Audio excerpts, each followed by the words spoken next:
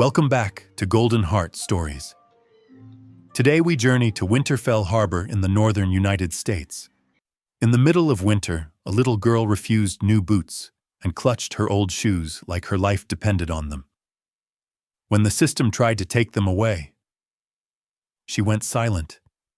Until one man did something no courtroom was ready for, and everything changed forever. Winterfell Harbor wakes under a pale, frozen sky. Snow drifts sideways sharp as needles. On the corner near the bus terminal, a little girl stands still. Her name is Lila Rowan. She is 7. Beside her, neatly placed on a sheet of cardboard, sits a pair of new boots, black, insulated, untouched. In her arms, pressed tight against her chest, are old brown shoes cracked at the seams, laces, frayed soles worn thin as paper. Lila is barefoot. Her toes are blue. Her ankles tremble, but her arms do not loosen. People pass, some slow, some stare. A woman whispers, "Why won't she put them on?" A man shakes his head and moves on. Lila's eyes never leave the shoes she's holding. They are not just shoes. They are weight. They are memory. Snow gathers in her hair, melts, freezes again. A volunteer kneels, smiling too brightly. "Sweetheart, you'll get sick." Lila doesn't answer. Wind howls between buildings. Sirens cry somewhere far away. The city keeps moving. Lila does not. She shifts her weight from foot to foot, pain flaring, grounding her. Pain reminds her she's still here. She presses her face into the old shoes and breathes in dust leather, something faint and familiar. Her mother's smell. The boots on the ground wait patiently. The shoes in her arms refuse to let go. Winter tightens its grip, and the girl holds on. The volunteer tries again, this time firmer. "Lila," she says, reaching for the new boots. "Just for today." Hands move too fast.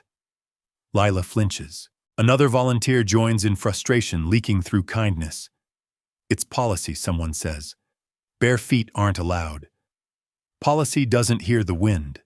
Policy doesn't remember warm hands tying laces. When a hand reaches for the old shoes, something breaks open. No, Lila screams. The sound rips through the cold air, raw, panicked animal. She stumbles back. The shoes slip from her arms and hit the snow with a dull thud. For a heartbeat, the world tilts. Lila drops to her knees, clawing through snow, grabbing them, pulling them back like they're alive. "Please don't," she sobs. "Please don't take them." People stop now. Phones come out. Murmurs rise. She's being difficult. She doesn't understand. Just make her wear them. Lila curls over the shoes, body shaking, teeth chattering violently. "They're mine," she whispers, voice cracking. "She tied them so I wouldn't fall." No one knows what to say to that. A car idles at the curb, engine humming low, steady. Inside, a man watches. He doesn't see a stubborn child. He sees a line no one should cross. The volunteers hesitate, unsure, caught between rules and the way the girl guards those shoes like a final breath. Snow keeps falling, and then a car door opens. The man steps out of the car, slowly, deliberately, as if sudden movement might shatter something fragile. His name is Ethan Vale, 45. Tailored coat. Eyes sharp enough to cut glass until they soften. He raises one hand. Just one. Stop. The word isn't loud. It doesn't need to be. Everyone freezes. Ethan walks past the volunteers and kneels in the snow, bringing himself level with Lila. Cold soaks into his trousers. He doesn't flinch. Up close, he sees the damage, the cracked skin, the tremor she's trying to hide. But he doesn't reach for her. "What's your name?" he asks quietly. Lila stares at him, suspicious, defensive. "Lila, Lila," he repeats like he's committing it to memory. "Can you tell me why those shoes matter?" She looks down at them, fingers white around the leather. "She tied them," Lila says. "She said if they stay tight, I won't disappear." Ethan's breath catches just once. He nods. No pity, no urgency, just understanding. You don't have to put on the new boots, he says. The volunteers protest. Ethan silences them with a glance. Not today. Lila looks up, eyes wide, searching for the trick. There is none. Ethan stands and turns to the crowd. She'll decide when she's ready. The volunteers step back. Snow falls between them all, and for the first time that morning, Lila loosens her grip just a little. Margaret Cole arrives without urgency. Her coat is gray. Her folder is thick. Paper edges, sharp corners, squared. Everything about her says order. She doesn't look at Lila first. She looks at Ethan. Mr. Vale, she says, voice calm, professional. Child Welfare Services. Ethan nods once. Margaret finally turns to the girl. Bare feet. Old shoes clutched like a relic. Her lips tighten just slightly. This situation is unsafe, Margaret says. Children need consistency, structure, clear boundaries. Lila presses the shoes closer. Ethan answers before anyone else can. She needs time. Margaret opens the folder. Forms, checklists, regulations highlighted in yellow. Time is not a treatment plan. Snow falls between them, quiet but relentless. She's refusing appropriate clothing, Margaret continues. That's a red flag. Ethan crouches again, closer to Lila, blocking Margaret's line of sight just enough. Refusal isn't always defiance, he says. Sometimes it's grief. Margaret exhales through her nose. Grief doesn't excuse hypothermia. She kneels now too, but unlike Ethan, she keeps distance. Lila, Margaret says, practiced softness. If you don't wear the boots, we may have to take you somewhere else. The word take lands hard. Lila's fingers dig into the leather. Her voice is barely there. I won't. Margaret stands. This is exactly what I'm talking about. She closes the folder with a sharp snap. We'll monitor closely. As she walks away, Ethan catches the look she gives him. Not cruel, not kind. Evaluating. Winter deepens. The shelter smells like disinfectant and soup. Warmth hits Lila all at once, making her dizzy. Her feet sting as blood rushes back in. A nurse wraps them gently. Lila doesn't pull away as long as the shoes stay within reach. She places them beside the narrow bed toes, pointing forward, perfectly aligned. Like they're still waiting. Lights dim. The room fills with quiet breathing, rustling blankets, distant coughing. Lila lies stiff on her back, hands folded over her chest. Sleep doesn't come easily when you're afraid it might steal something. She closes her eyes. Snow. Her mother's hands. The sound of laces tightening. A door slams in her dream. Lila jerks awake, screaming. They took them first, she cries, scrambling out of bed, grabbing the shoes. Staff rush in, calm voices, gentle hands. Ethan arrives moments later, coat half-buttoned, hair undone. He kneels beside her. Doesn't touch. They're still here, he says softly. Lila sobs into the shoes, breath hitching, body shaking violently. Ethan stays until her breathing slows, until exhaustion wins. As she sleeps again, curled around the shoes, Ethan sits on the floor beside the bed. He watches frost creep along the window edges. For the first time in years, he doesn't check his phone. Dr. Noah Bennett observes from the corner notebook untouched. He watches how Lila never releases the shoes, how her eyes track anyone who comes too close. After an hour, he speaks. The shoes are an emotional anchor, he says carefully. Margaret nods, satisfied. Exactly. They're preventing progress. Ethan looks at the doctor, or keeping her alive. Doctor. Bennett pauses. In the short term, he says anchors can stabilize trauma. He exhales slowly. But long-term dependency is dangerous. Lila sits on the floor between them, shoes in her lap, pretending not to listen. Margaret leans forward. So we agree. They must be removed. No, Dr. Bennett says. I didn't say that. Both turn to him. Forcing separation, he continues, can cause shutdown, dissociation, regression. Margaret's jaw tightens. So what's your recommendation? Dr. Bennett looks at Lila. We wait, he says, and we let her decide when she's ready. Silence. Margaret closes her folder slowly. That's not how systems work. Ethan meets her gaze. Then maybe the system needs to slow down. Margaret stands. We'll see. As she leaves, Lila finally looks up. Will they take them? She asks. Ethan answers honestly. They might try. Lila hugs the shoes tighter. Outside, snow continues to fall, and somewhere in the paperwork a line is crossed. Ethan Vale does not raise his voice. He never needs to. The meeting room is small, overheated windows, fogged by breath and winter coats. Margaret Cole sits across the table, hands folded neatly on her folder. Dr. Bennett leans against the wall, quiet, watchful. Ethan places a single sheet of paper on the table. My foundation will cover Lila's care, he says. Medical, psychological, housing. All of it. Margaret doesn't reach for the paper, and in return, one condition. Ethan looks at Lila sitting on the floor near the radiator, her old shoes tucked against her side like a sleeping animal. No forced separation, he says. Not from the shoes, not from memories, not from routines she chooses. Margaret's lips curve into something polite.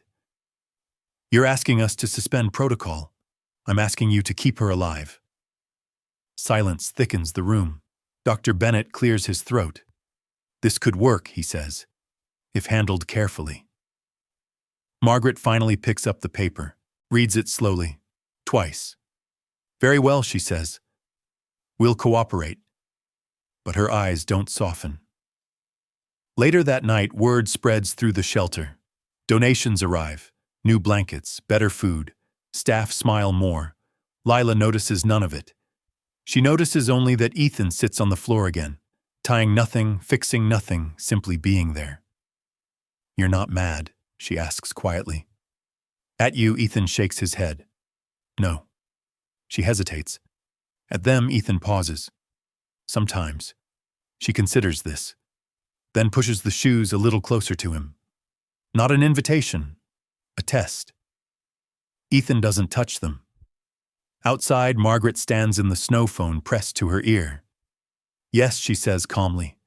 Proceed. Snow swallows her words. It happens on an ordinary afternoon. No shouting, no confrontation. Just a routine cleaning. Lila sits at a table coloring when she notices the space beside her chair is empty. Her breath stops. The shoes are gone. At first she thinks she moved them, checks under the table, behind the chair, under the radiator. Nothing. Her chest tightens. A staff member smiles from across the room. Sweetie, we just put them somewhere safe. Lila stands too fast, chair clattering to the floor, where the smile fades. Calm down. Panic floods her veins. The room tilts. Sounds distort. She runs, down the hall, past offices, past doors that all look the same. Lila, someone calls. She finds the shoes in a supply closet placed neatly on a high shelf out of reach. Her hands shake violently as she reaches, jumps, misses. No, no, no, she whispers. Please. A staff member steps in behind her. You can't have those right now. Something inside Lila snaps. She screams not loud, but deep guttural. She slides down the wall, sobbing, nails digging into her arms. By the time Ethan arrives, the damage is done. Lila sits curled in the corner, rocking eyes, unfocused. The shoes are back beside her, but it's too late. Doctor, Bennett watches from the doorway, face pale. This was a mistake, he murmurs. Margaret arrives last. What happened, she asks, already knowing. Ethan turns on her. You promised. Margaret's voice stays level. A misunderstanding, staff training issue. Ethan looks at Lila, really looks at her. She doesn't look back. Lila stops speaking the next day. She eats when told, moves when guided, but her eyes are somewhere else. Dr. Bennett increases sessions, low voices, gentle questions, no answers. Margaret visits with files and reassurances. Setbacks happen, she says. This is why attachment must be managed. Ethan watches Lila sit on the floor, shoes untouched in her lap. She trusted you, he says quietly. Margaret smiles a thin, professional line. She's a child. Trust is fluid. That night, Ethan sits alone in his car, snow piling on the windshield. For the first time, he doubts himself. Did waiting make it worse? Inside, Margaret signs a form. Risk assessment, emotional dependency. The ink dries fast. She pauses, then adds another document to the stack. Recommendation transfer. Morning comes gray and heavy. Dr. Bennett confronts Margaret in the hallway. You're pushing too hard. Margaret meets his gaze. I'm following the law. Across the room, Lila lifts her head slightly. For a moment, her eyes meet Ethan's. Fear flashes there. Then the door closes. It happens when Ethan Vale is not there. The timing is precise, deliberate. Morning light filters weakly through frost-covered windows. The shelter hums with routine breakfast trays, quiet instructions, the scrape of chairs against tile. Lila sits on the floor near the radiator, knees drawn to her chest. The old shoes rest in front of her toes, aligned laces tucked in. She hasn't touched them since yesterday. Margaret Cole watches from the doorway, clipboard in hand, pen poised. Proceed, she says softly. Two staff members approach. They move slowly as if kindness might soften the act. Lila, one of them, begins. We're just going to put these somewhere safe. Lila looks up. Her eyes sharpen instantly. No, she says. One word. Clear, final. The staff exchange a glance. Policy over instinct. One hand reaches for the shoes. Lila lunges forward, wrapping her arms around them. Her small body curls protectively, like a mother animal shielding her young. Please, she whispers. Please don't. The hand hesitates, then continues. The shoes are pulled free. Lila screams. Not the scream from before. This one is quieter, broken, like something tearing inside her chest. She reaches out, fingers clawing at air, missing them by inches. No, no, no, her voice fractures. She said, Margaret steps closer. This is for your own good, she says calmly. You can't keep living in the past. The shoes disappear into a gray plastic bin. The lid snaps shut. The sound echoes. Something in Lila goes still. She stops crying. She stops moving. Her arms drop to her sides as if they no longer belong to her. Lila, a staff member, says alarmed, "Talk to me." Nothing. Her eyes stare straight ahead, unfocused, empty. Dr. Bennett arrives minutes later, breathless. He takes one look at her and pales. "Oh God," he murmurs. "What did you do?" Margaret doesn't look at him. She needs to detach. This isn't detachment, he snaps. This is shutdown. Lila doesn't respond when they lift her, doesn't resist when they carry her to the infirmary. She lies on the bed, staring at the ceiling. No tears, no sound, just absence. Hours later, Ethan bursts through the shelter doors, coat unbuttoned, snow melting into dark patches on the floor. "Where is she?" he demands. No one answers fast enough. He finds her in the infirmary. The moment he sees her face, his heart drops. "Lila," he whispers, kneeling beside the bed. "Hey, it's me." Her eyes don't move. He notices the empty space by the bed. The shoes are gone. Ethan stands slowly. He turns to Margaret. "You promised," he says. His voice is dangerously quiet. Margaret meets his gaze without blinking. "I followed protocol. You broke her. She'll recover." Ethan looks back at Lila, at the hollow shell where a child used to be. "No," he says. "She won't." Dr. Bennett steps forward. "This is serious. We may have caused long-term dissociation." Margaret closes her folder, then document it. Ethan's hands curl into fists. For the first time, money feels useless. For the first time, waiting feels like failure. Outside, snow keeps falling. Inside, a line has been crossed that cannot be uncrossed. Lila does not wake up the way children usually do. Her eyes open, but nothing arrives with them. Morning light creeps across the infirmary walls, pale and thin. Machines hum softly. Somewhere down the hall, a door closes. Life continues. Lila lies still. Doctor. Bennett sits beside the bed, hands clasped, watching for signs, any sign. A blink, a twitch, a breath that means presence. Nothing. Lila, he says gently. Can you hear me? Her eyes remain fixed on the ceiling. Ethan stands against the wall, arms crossed tightly, as if holding himself together. He hasn't slept. His coat still smells like snow and exhaustion. This is my fault, he whispers. Dr. Bennett doesn't answer immediately. Trauma responses aren't logical, he says finally. But yes, this was preventable. The words hit harder than anger. A nurse enters quietly. She hasn't eaten. Ethan steps forward. Lila, he says, lowering his voice. I'm here, no response. He reaches into his pocket and pulls out a small ribbon he bought the night before. Blue, soft, something gentle. He places it on the bed near her hand. Nothing. Dr. Bennett exhales slowly. This is dissociative shutdown, he says. Her mind has gone somewhere safer. How long, Ethan asks. Hours, days, a pause, sometimes longer. Ethan closes his eyes. Across the building, Margaret Cole signs paperwork. Her pen moves smoothly, efficiently. She doesn't look at the infirmary. By evening, snow thickens outside. Wind rattles the windows. Ethan sits beside Lila all night. He talks quietly. About nothing important. About the sound of snow. About waiting. At one point, Lila's fingers twitch. Ethan leans forward, heart racing. But her hand falls still again. The space where the shoes once sat remains empty.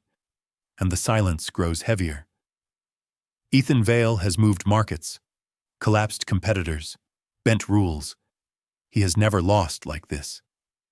The meeting room downtown is all glass and steel. Lawyers sit across from him, confident, alert. We can file an injunction, one says. Delay the transfer. Margaret Cole's name appears on the screen. Forms, regulations, clauses. The child is under state protection, another lawyer adds. Your financial support doesn't grant authority. Ethan's jaw tightens. So what does he ask? Compliance. Back at the shelter, Lila hasn't spoken in 24 hours. Dr. Bennett confronts Margaret in the hallway. She's deteriorating. Margaret doesn't stop walking. She'll stabilize. She's disappearing. Margaret turns then. You're letting emotion cloud your judgment. That night, Ethan sits alone in his car again. Snow piles up, silent and relentless.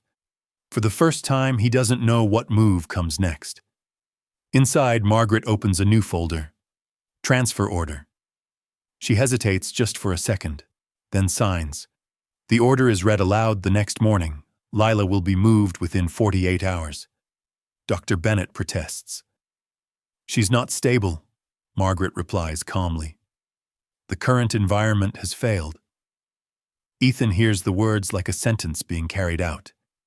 He goes to Lila's room. Hey, he says softly. We might be going on a little trip. Her eyes don't move. Snow begins to fall harder, thicker. That evening, Dr. Bennett pulls Ethan aside. If she's moved now, he says quietly, she may never reconnect. Ethan nods once. Then we don't let that happen. How Ethan looks toward the window, toward the storm. We slow everything down. Outside, the city braces for a blizzard. Inside, the clock starts ticking. The blizzard arrives without ceremony. Snow thickens into a white wall. Wind howls through the streets, rattling signs, bending trees. By nightfall, Winterfell Harbor goes dark, one neighborhood at a time. Inside the shelter, lights flicker, then die. Emergency lamps click on, casting the halls in a dull amber glow. Shadows stretch long and uncertain. Lila lies in her bed, eyes open, unmoving. The infirmary is cold now. The hum of machines has stopped. Breath fogs in the air. Ethan stands in the doorway, coat back on, sleeves rolled up. He could leave. Everyone else has. He doesn't. He pulls a chair closer to the bed and sits. "I'm staying," he says quietly, unsure if she hears him. "Just for the night." Outside, the wind slams against the building. Snow presses hard against the windows like hands. Minutes pass. Hours. Ethan talks softly about the sound of storms when he was a kid, about waiting rooms, about how time feels longer when you're afraid. Lila doesn't move. A sudden crack of thunder rattles the walls. The emergency lights flicker. Lila's fingers twitch. Ethan freezes. Another thunderclap. Closer. Her breathing changes, short, uneven. Lila, Ethan whispers, "It's okay." "I'm here," the storm screams. Lila's eyes shift just slightly. Her gaze finds the empty space beside the bed. She inhales sharply. Her lips tremble. "No," she whispers. The word is barely sound. "They're gone." Ethan swallows. "I know." She turns her face away, curling inward. Ethan removes his shoes. He places them neatly on the floor where the old shoes used to be. "I'll stay barefoot," he says. "With you." The storm rages on, and in the quiet between gusts of wind, Lila's breathing slows. Morning comes slowly, gray and buried in snow. The city is silent under its white weight. Inside the shelter, power is still out. Staff move carefully, quietly, as if loud sounds might break something fragile. Lila wakes to the sight of Ethan asleep in the chair beside her bed, socks, damp shoes untouched on the floor. She watches him for a long moment. Then barely she speaks. Why, the word is small, hoarse, but it is a word. Ethan startles awake. Hope hits him so hard it hurts. "Why what?" he asks gently. "Why didn't you make them stop?" she whispers. Ethan doesn't rush an answer, because sometimes, he says, forcing people only teaches them that love hurts. She thinks about this. Her fingers curl in the blanket. "They said I had to forget," she murmurs. Ethan shakes his head. "No one gets to decide that for you." Silence settles between them, soft this time. "I won't make you wear new shoes," he continues. "I won't make you forget. I won't take things from you to prove your healing." Lila turns toward him. Her eyes search his face. "You promise?" "I promise." A tear slips down her cheek.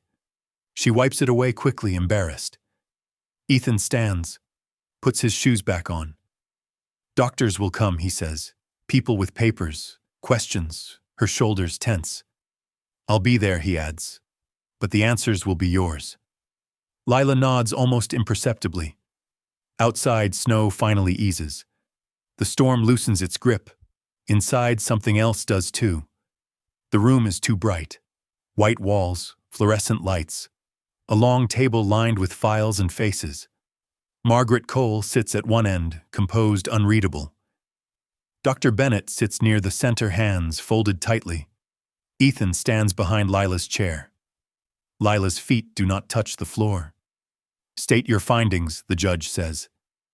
Margaret rises smoothly. The child exhibits emotional dependency on objects associated with past trauma.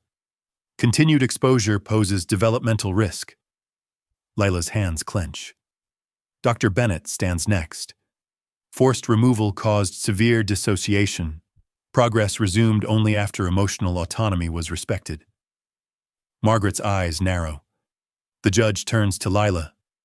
"Lila," he says kindly, "can you tell us why those shoes matter?" The room stills. Lila swallows. Her voice is quiet but steady. "She tied them," she says. "She said they'd remember me if I got lost." Margaret interrupts. "This is precisely," the judge raises a hand. "Let her finish." Lila takes a breath. "If I forget them," she says, "she dies again." Silence crashes into the room. Ethan steps forward. "Your Honor," he says, "I won't replace her mother. I won't erase her past. I will wait." Margaret stands abruptly. "This is emotional manipulation." Ethan meets her gaze. "No, this is patience." The judge leans back considering. Outside the window, snow falls gently, no longer violent. The decision hangs in the air. And everyone knows this is the moment. The room waits. Not politely, tensely. Papers lie flat on the table, edges aligned. A clock ticks too loud. Outside the tall windows, snow drifts downward, slow and indifferent, as if the world has chosen to breathe carefully. Lila sits in the chair that is too big for her. Her feet swing a little above the floor, then still. She presses her palms together to keep them from shaking. The judge leans forward. "You were saying." Margaret Cole rises halfway from her seat, then stops herself. She sits again, lips pressed thin. The system knows when to listen, only when it must. Lila swallows. "She tied them," Lila says again, quieter now. The words scrape their way out of her throat. "My mom. She tied them tight." Dr. Bennett lowers his gaze. Ethan does not move. She said, "If they stay tight," Lila continues, "I won't disappear." A murmur ripples through the room. Someone shifts in their chair. Someone clears their throat. The judge raises a hand. Silence returns. "When they took them," Lila says, "everything went quiet. Like I fell inside myself." She touches her chest, uncertain, as if mapping a place she visited alone. "I couldn't find her voice anymore." Margaret exhales, controlled. "Your Honor," she says, standing now, "children often assign meaning to objects." The judge's hand lifts again. She's not finished. Lila looks up. For the first time, her eyes meet Margaret's. There is no anger there, only resolve. "They said forgetting would help," Lila says. "But forgetting feels like killing her twice." The words land, hard, unavoidable. Ethan feels his chest tighten. He keeps his hands at his sides still. This moment is not his to touch. Lila takes a breath that trembles but holds. "I don't wear them because I'm scared," she says. "I don't wear them because I'm not ready." The judge nods slowly. "And when will you be ready?" Lila thinks. She looks down at her hands, at the place where the shoes should be. "When I know no one will take them again," she says. "When I know waiting is allowed." Silence floods the room. Margaret stands fully now. "Your Honor, this is precisely the risk," she says, voice steady. "Allowing conditions dictated by a child's fear sets a dangerous precedent. Healing requires structure." Ethan steps forward just one pace. With respect, he says, "Healing also requires consent." Margaret turns to him sharply. "You are not her parent." "No," Ethan agrees. "I'm her witness." The judge studies him.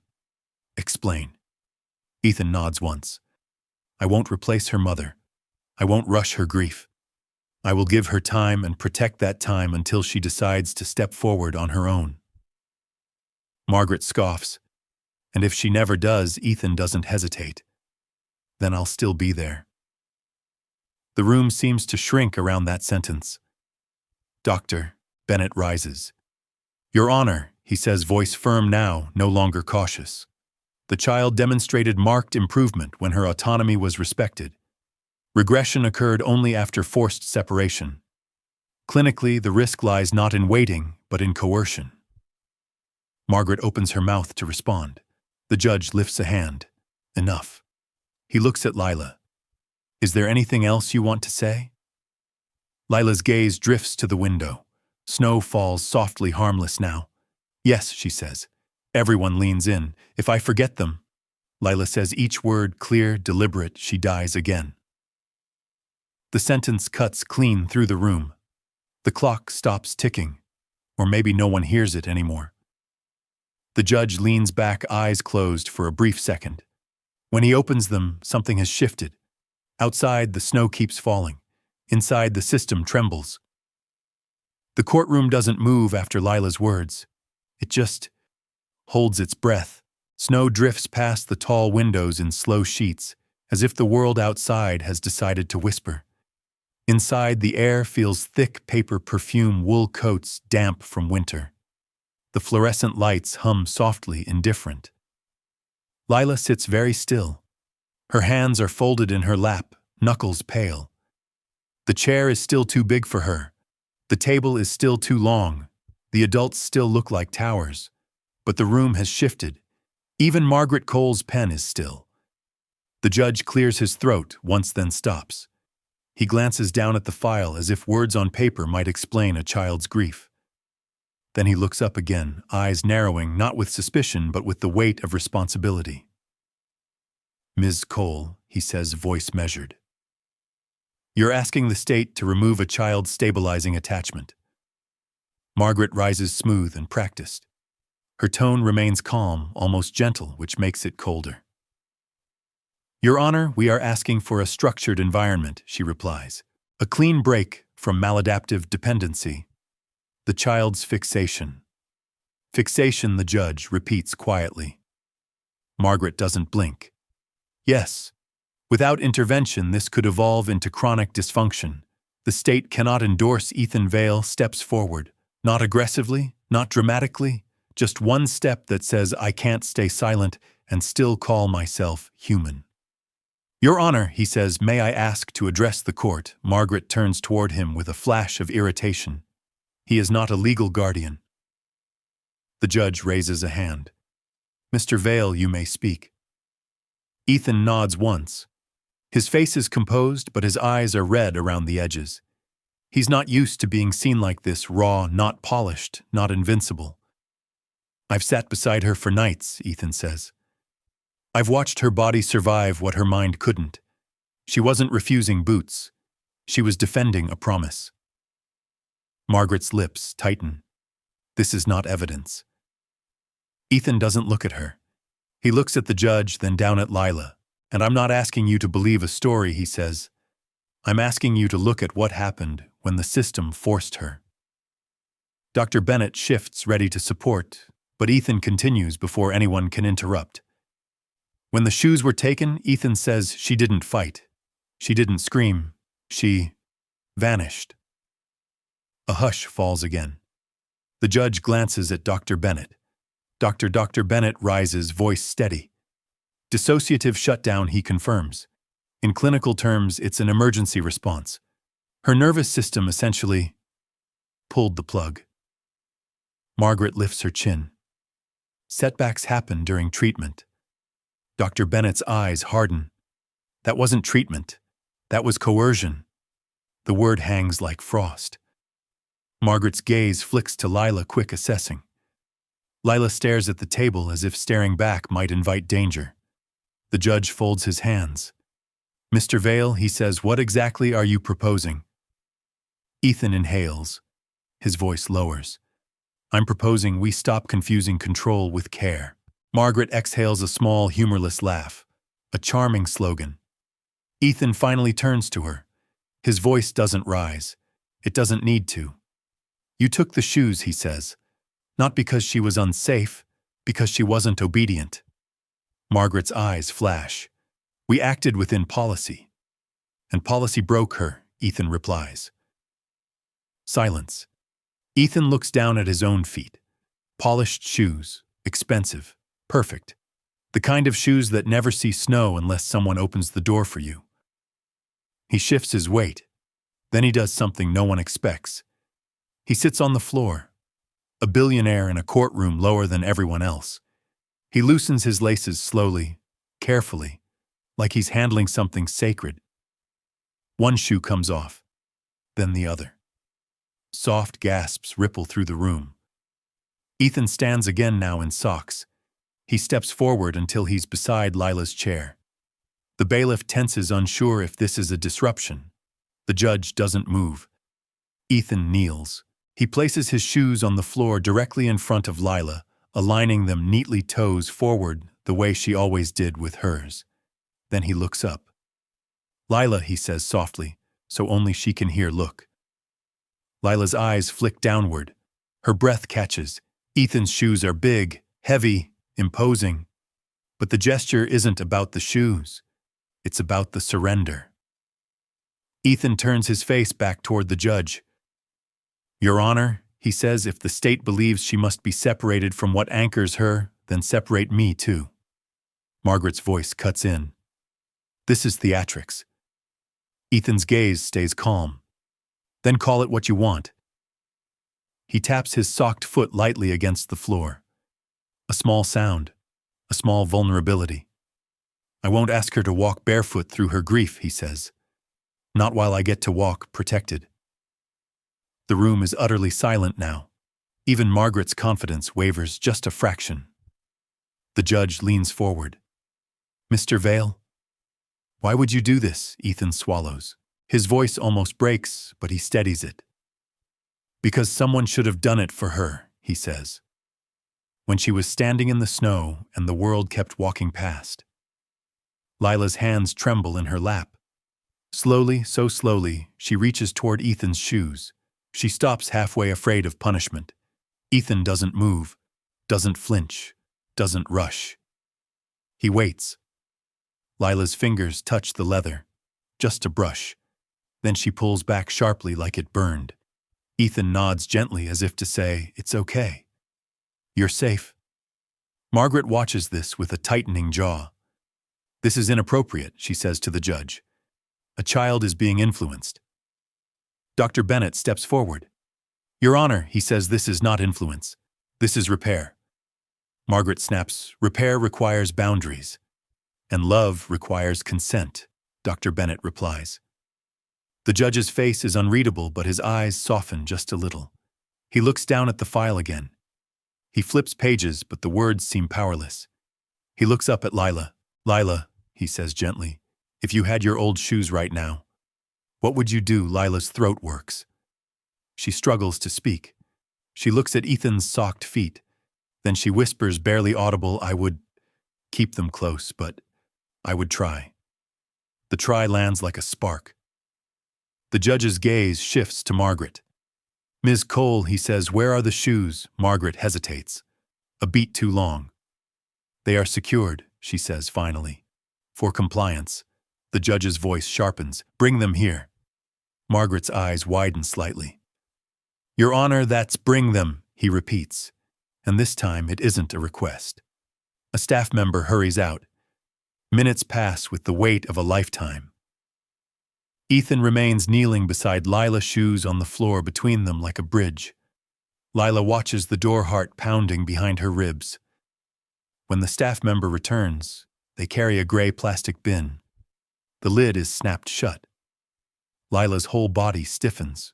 Ethan's hand hovers near her elbow, not touching. The bin is placed on the table. The judge nods once. Open it. The lid pops. The old brown shoes appear creased, worn, small, ordinary. And yet the moment they are visible, Lila's face changes, like someone turned a light back on inside her. She doesn't smile. Not yet. But her eyes fill fast, tears trembling on the edge. She reaches out slowly, as if afraid the shoes might disappear again.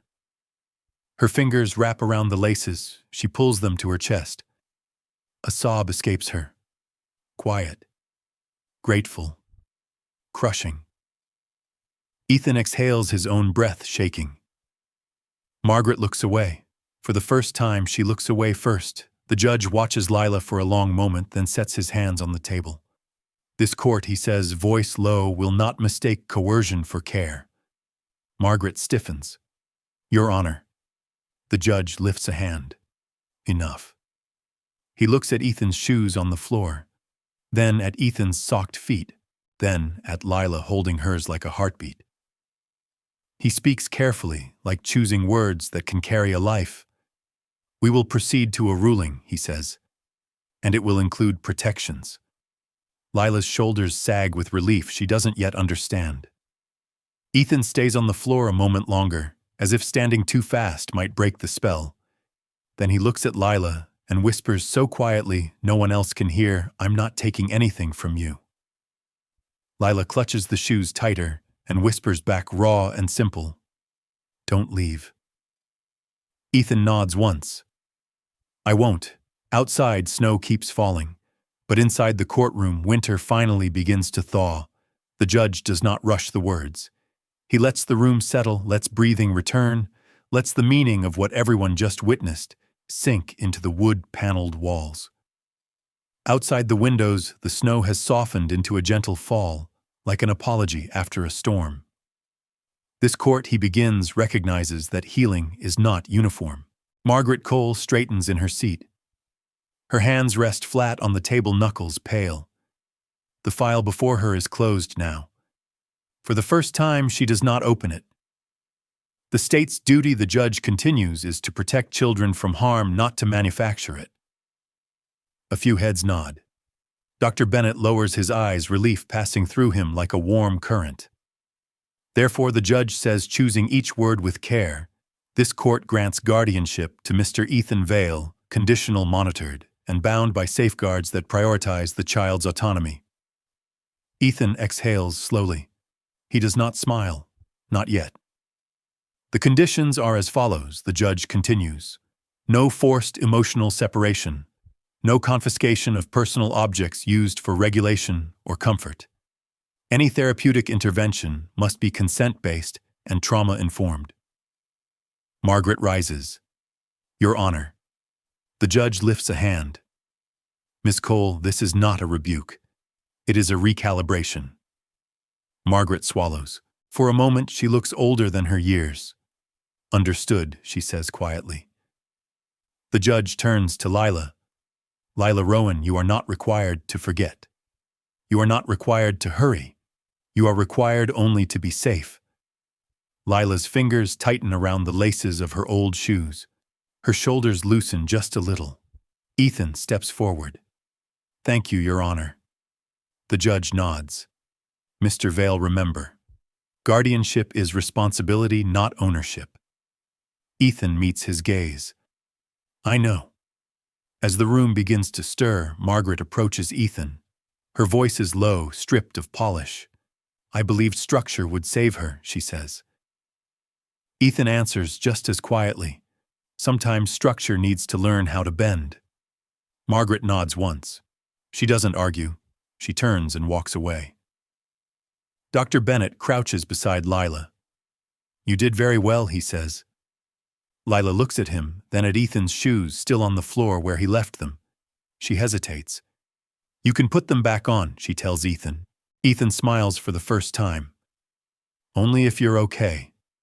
She nods. When they leave the courtroom, the hallway feels brighter, warmer, like winter has loosened its grip. Lila walks between adults, now not pulled, not pushed, holding her shoes like a quiet victory. Outside, the city is hushed beneath fresh snow. The courthouse steps gleam white untouched. The air smells clean, sharp, and new. Lila pauses at the top step. She looks down at the snow, then at the new boots waiting beside her. She doesn't reach for them immediately. Ethan waits. He does not speak. Lila kneels and opens her backpack. Carefully, she places the old shoes inside, tucking the laces so they won't tangle. She zips the bag halfway, just enough to see them. Then she lifts the new boots. They feel heavy, sturdy, different. She slips one on, pauses, breathes, then the other. She stands. The first step is cautious, then another. The boots crunch softly in the snow. Lila stops. She doesn't smile. She just listens to her breath, to the ground beneath her feet. They're loud, she says. Ethan chuckles softly. They are. She takes another step, then another. Her shoulders rise, then settle. A woman passing by slows, smiles, keeps walking. Lila reaches the bottom step and turns back. They're still here, she says, touching the backpack. Ethan nods. They always will be. They walk together down the sidewalk, snowflakes drifting around them. Lila's steps grow surer. Her stride lengthens. At the corner, she stops again. Can we get hot chocolate? She asks. Ethan grins. Absolutely. Inside the cafe, steam fogs the windows. Lila wraps her hands around a warm cup, cheeks flushed. She watches people come and go. I didn't think I could, she says quietly. Could what walk without them? Ethan considers. You didn't walk without them, he says. You carried them. She thinks about that, then nods. When they leave, the snow has slowed. The city exhales. Lila walks ahead now, boots leaving a neat trail behind her, each step a choice, not a command. The museum gallery is quiet. Light spills across glass cases and polished floors. Outside, winter has returned, but gentler now, like a familiar season rather than a threat. Lila stands before a small display. Inside the glass case rest the old brown shoes. They look smaller than she remembers. Ethan stands beside her, hands in his coat pockets. He's older now, softer at the edges. "They kept them just like you asked," he says. Lila nods. "Thank you." She leans closer to the glass. Her reflection overlays the shoes, older eyes, steadier. "I'm ready," she says. Ethan glances at her. For what she smiles, to let them rest. They walk out into the snow together. Outside, Lila adjusts her scarf and steps forward. Her boots are worn now, creased, comfortable hers. She leaves a single set of footprints behind her. The wind lifts lightly. Winter no longer frightens her. Fade out. Did this story move your soul?